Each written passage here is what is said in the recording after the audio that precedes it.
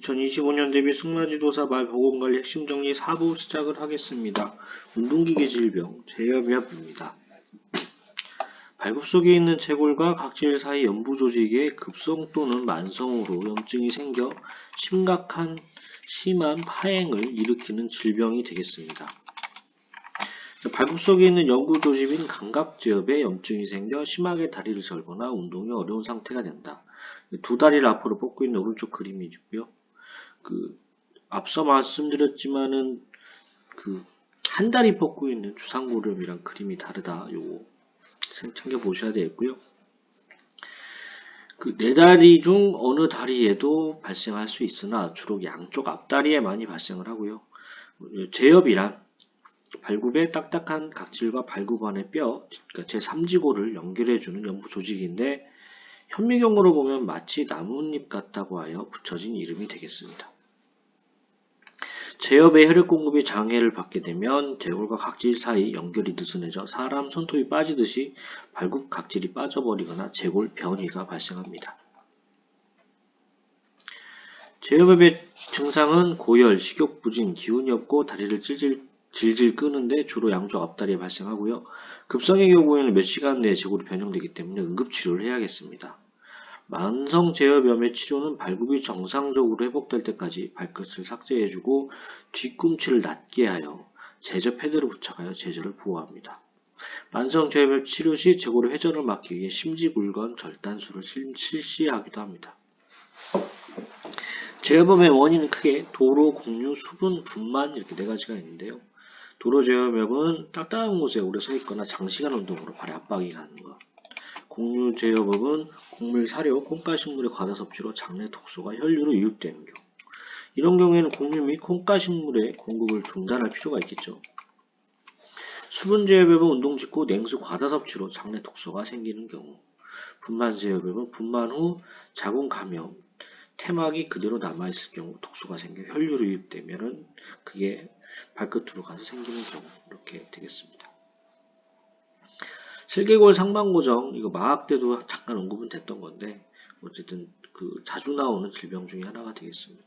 슬관절에 위치한 작은 뼈인 슬개골이 정상적인 위치보다 위쪽으로 이동하여 고정되어 뻗정다리가 되고 뒷다리를 구부리지 못하는 질병 되겠습니다. 슬관절이 여기인데요. 여기에 이런 뼈가 있습니다.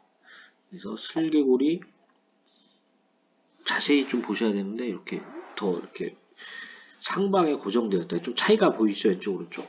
그렇게 해서 어쨌든 뻗정다리 되고 뒷다리를 구부리지 못한다. 요거 보시면 되겠습니다. 굴건염. 굴건이 염증이 생겼다는 거죠.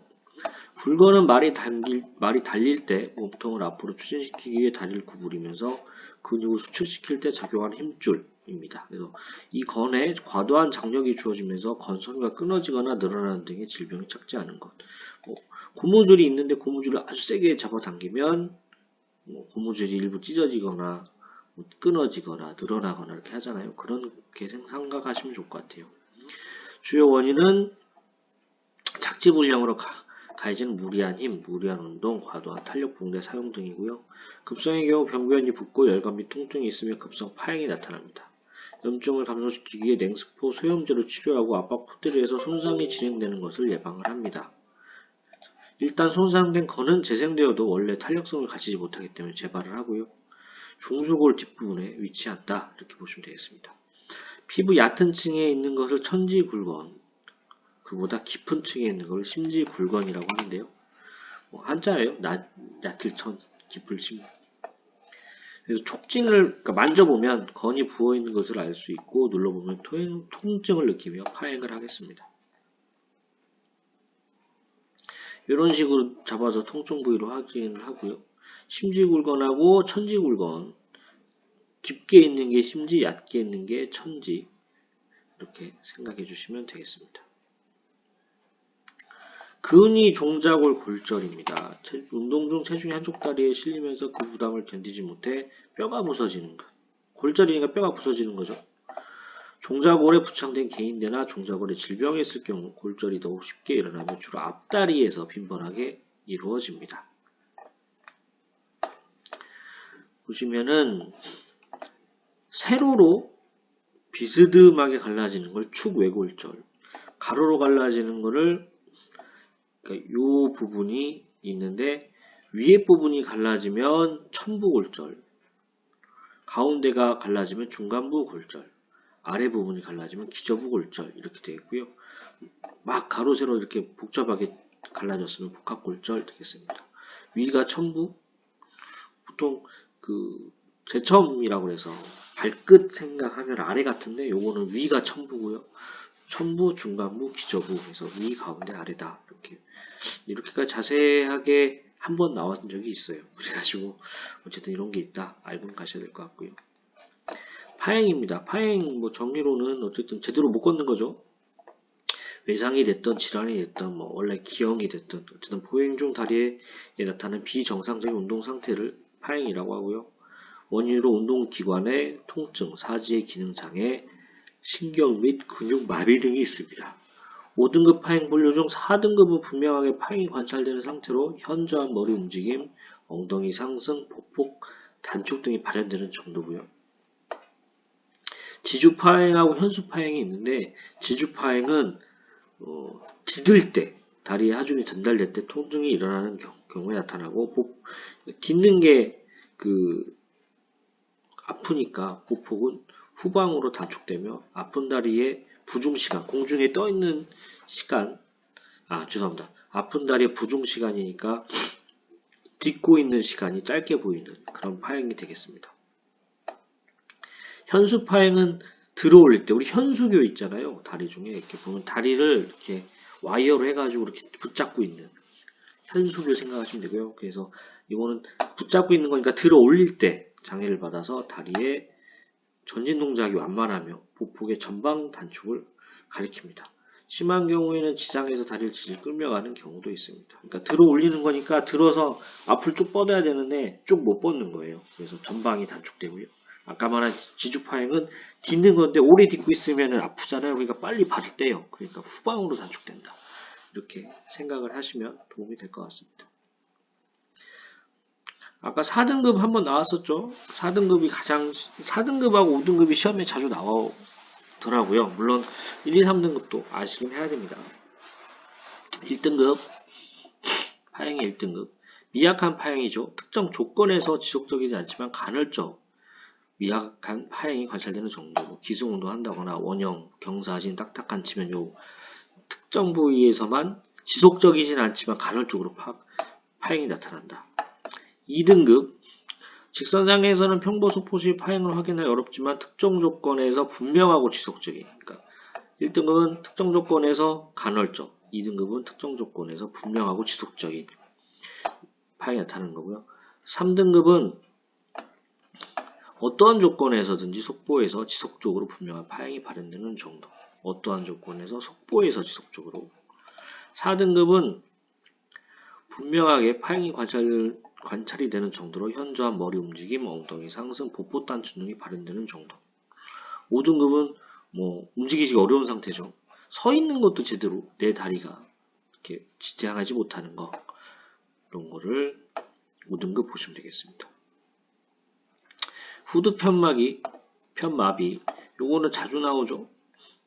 후두 편마비는 후두의 한쪽 편이 마비됐다 라고 생각하면 됩니다. 후두에는 이제 폐로 가는 건데 거기에 한쪽이 마비돼서 열고 닫는 걸 똑바로 못하면 거기에 사료나 뭐 이런 게 들어가겠죠. 그러면은 뭐 문제가 생기지 않고 호흡기에 문제가 생기니까. 그래서 피혈 연골이라는 게 있는데 이게 여닫는 문지기 같은 역할을 하는 건데 한쪽 또는 양쪽이 마비되어 그 여닫는 기능을 못한다. 그래서 요거는 선천적으로 생기고 후천적으로 생기는데 왼쪽 마비가 90% 이상이고요. 수말이 많고 3세에서 6세가 많이 납니다. 어떻게 보면은 피혈연골만 애우면 후두편마비의 중요 부위는 피혈연골이고요. 왼쪽 마비가 90% 이상, 수말이 더 많다. 요거는 꼭 알고 가셔야 되겠습니다. 3에서 6세에서 많이 발생을 하고요. 말이 운동하면서 숨을 쉴 때 천명적이나 휘파람 소리가 나고 운동 능력이 현저히 떨어집니다. 천명이라는 것도 이제 뭐 숨 쉴 때 그 소리가 큰 거죠. 자연 회복은 드물기 때문에 수술로 치료를 하고요. 이게 뭐 피열 연고를 어떻게 해서 정상 작동하는 게 한 게 아니라 후두를 고정해놓은 성형술이 있다고 합니다. 그러니까 이제 고정됐다는 것도 어떻게 보면 제대로 작동을 못하는 거잖아요. 그러니까 수술 후에도 폐로 사료가 넘어가는 어떻게 보면 부작용이죠. 이거 그래서 폐렴 같은 그런 게 생길 수 있다. 이런 거를 알아두시면 좋을 것 같습니다. 훈항염까지 하시죠. 훈항이 뭐냐? 중위 관곁주머니라고 해서 말에서 보이는 특징적인 구조입니다. 그래서 코인도에서 중위까지 연결된 한 쌍의 주머니고요. 한 쌍입니다. 3개 뭐 이런 식으로 해서 시험 문제 난 적이 있었는데 한 쌍의 주머니라는 거. 말을 비롯한 호흡, 발굽, 동물류에서 볼 수 있는 특이한 구조고요. 훈항의 염이니까 훈항 염증이 생기는 것을 말하고 훈항 밖으로 삼출물이 흘러나오지 않으면 만성적인 콧물과 호흡곤란을 보입니다. 이웃에 있는 신경과 혈관 등의 손상을 주어 비출혈이나 뇌신경 이상, 이게 좀 심각해지면 이게 좀 무서운 병인 거죠. 훈항의 기능은 정확히 알려져 있지 않으나 호흡 시 흡입된 공기를 데워주는 역할로 알려 있다. 화농성 훈항염은 세균 감염으로 훈항 내에 화농성 삼출물이 고이는 것을 말하며 만성적으로 누런 콧물이 나오면 의심해봐야 된다. 고창성 훈항염의 원인은 훈항 입구의 밸브 문제로 안으로 들어간 공기가 나오지 못해서 계속적으로 확장되어 일어난다. 진규성 훈항염은 훈항의 곰팡이가 감염된 질병으로 훈항을 지나가는 혈관 및 신경에 영향을 주어 비출혈, 뇌신경 장애로 인한 인두마비, 연화곤란 등의 증상을 보입니다. 뭐 정확하지는 않은데 이게 말 같은 경우에 자주 뛰잖아요. 그러면은 뛰면은 공기가 빠르게 폐로 가는데 이런 훈항 같은 기관들이 있어야 거기에서 먼지도 걸러지고 그리고 차가운 공기가 폐까지 가면 좀 바로 가면 좀 그러니까 공기를 데워주기도 하고 일종의 그런 잘 뛰는 그런 거에 맞춰서 진화한 부분이 아닌가 생각이 되고요. 어쨌든 그런 부분에 화농성, 고창성, 진균성 이런 걸로 인해서 염증이 발생한다. 그래서 한 쌍의 주머니 그리고 이게 진균성 훈항염 같은 경우에는 나중에 뇌신경 이상 이런 것까지 나온다. 그런 거 요 정도 알고 넘어가셔야 될 것 같습니다. 기타 호흡기계 질병은 다음 시간에 하도록 하겠습니다. 도움이 되셨다면 구독과 좋아요 부탁드립니다. 감사합니다. 고정 댓글 쿠팡 링크로 구매 시 쿠팡 파트너스 프로그램을 통해 일정액의 수수료를 제공받아 채널 운영에 도움이 됩니다. 올리브영 제품 많이 사랑해 주시면 감사하겠습니다.